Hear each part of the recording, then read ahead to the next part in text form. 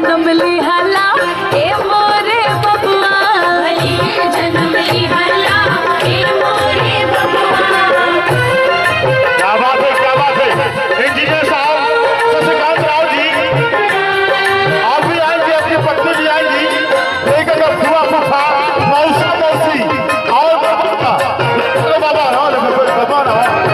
बाबा लेकर 5 से फुलवा लेकर नाना नानी का मनाना और पीटी साहब और मौसा मौसी आवाज काम ना चली यहाँ होगा हाँ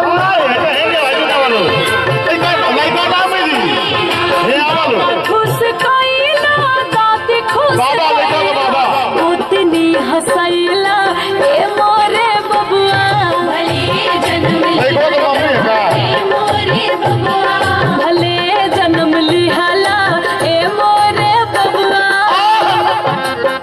लेकर बाबा हम लेकर बाबा साहब इंजीनियर साहब लेकर चाचा हाय हाय मामा अच्छा लेकर मामा फुलवा हजर तुआ फुलवा टीजी साहब को लेकर वहाँ लेकर बाबा ले बोली बराबर आएंगे। नाना खुश कैला नानी खुश कैला, आवाज नाना जी टीटी साहब हम रेलवे स्टेशन के नाना खुश कैला नानी खुश कैला, मामा के बोलैला रे बबुआ, भले जन्म लिहला क्या बात है, क्या बात है। भले जन्म लिहला ए मोरे बबुआ।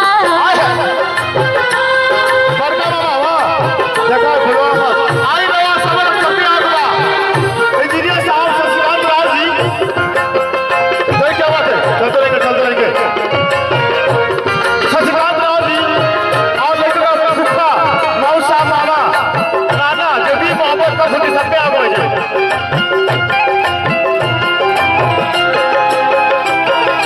पापा खुश कैला मम्मी खुश कैला,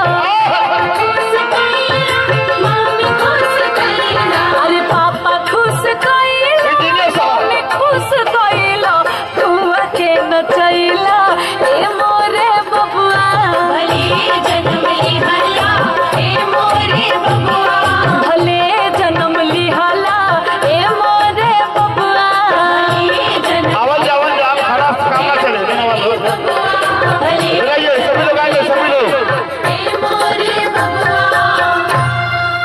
बजाओ गाना बजाएंगे शोर हरे राम राम राम हरे हरे। राम राम मत बजावा हाँ अच्छा बजाएंगे सुतो